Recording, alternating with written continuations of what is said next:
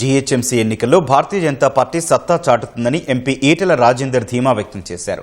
Secunderabad old బోయినపల్లిలో party నూతన కార్యాలయాన్ని ఈటెల ప్రారంభించారు.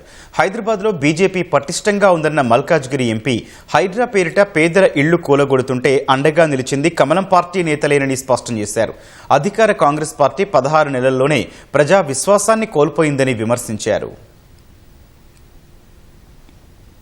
బీఆర్ఎస్ పార్టీ ప్రజల చేత చీకుట్టించుకోబడి కాంగ్రెస్ పార్టీ సంవత్సర కాలంలోనే ఇది వద్దు ఈ పార్టీ అని చెప్పి మేము చెప్పడం కాదు, స్వయంగా కాంగ్రెస్ పార్టీ కార్యకర్తలే నాయకులే మాట్లాడుకున్న మాట ఏంటంటే మా పార్టీ ఇంకో 10 ఏళ్ల వరకు కూడా ఖతమైపోయింది, రేవంత్ రెడ్డి గారి నాయకత్వంలో మా పార్టీకి భవిష్యత్తు లేకుండా పోయిందని చెప్పి వాళ్ళే మాట్లాడుకుంటారు. కాబట్టి ఇవాళ కాంగ్రెస్ పార్టీ ఇలా బీఆర్ఎస్ పార్టీ ప్రజల క్షేత్రంలో ఎలిసిపోయిన పార్టీ కాబట్టి రేపు ప్రజల చేత ఆశీర్వదించబడి గెలిచే పార్టీ భారతీయ జనతా పార్టీ. కాబట్టి ఈ జంట నగరాల్లో ఉన్న ప్రజలు మా మీద విశ్వాసం ఉంచండి, మమ్మల్ని ఆశీర్వదించాలని చెప్పి మేము వేడుకుంటున్నాం.